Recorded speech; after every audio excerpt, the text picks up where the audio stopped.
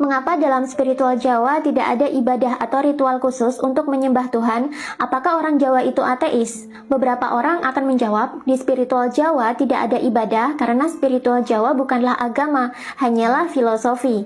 Ini ada benarnya, namun alasan utama mengapa dalam spiritual Jawa tidak ada ibadah dan penyembahan kepada Tuhan adalah karena satu, orang Jawa sudah sadar bahwa Tuhan itu tak butuh disembah. Tanpa disembah manusia pun, Tuhan tetaplah Tuhan yang maha agung, sumber dari segala kehidupan di semesta, dan tidak pernah diciptakan serta tidak dapat dimusnahkan.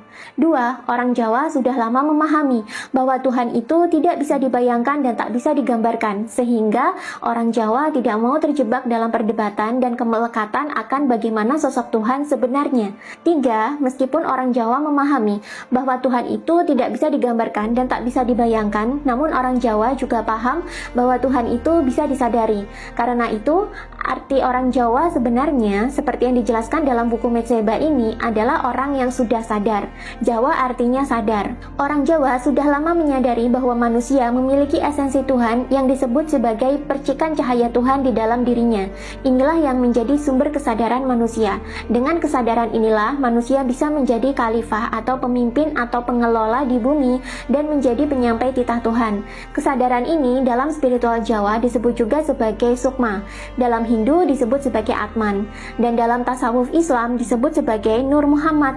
Dalam kehidupan sehari-hari, kesadaran disebut sebagai ruh manusia.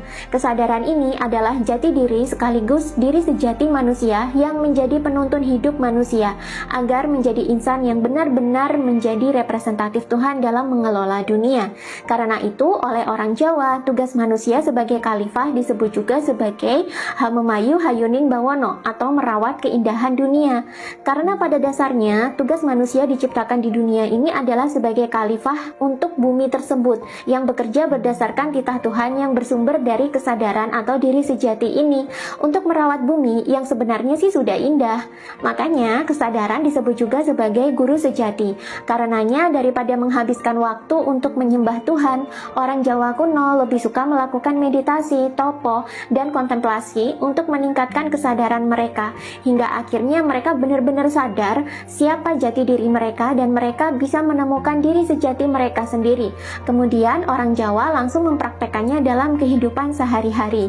Itulah kenapa orang yang sudah Jawa atau sudah sadar biasanya akan berkembang menjadi manusia yang bermoral. Mereka yang sudah sadar ini disebut juga sudah tercerahkan atau sudah manunggal atau menyatu dengan Sang Pencipta, sehingga dirinya benar-benar menjadi wakil Tuhan di dunia dan Tuhan ada di dalam dirinya juga.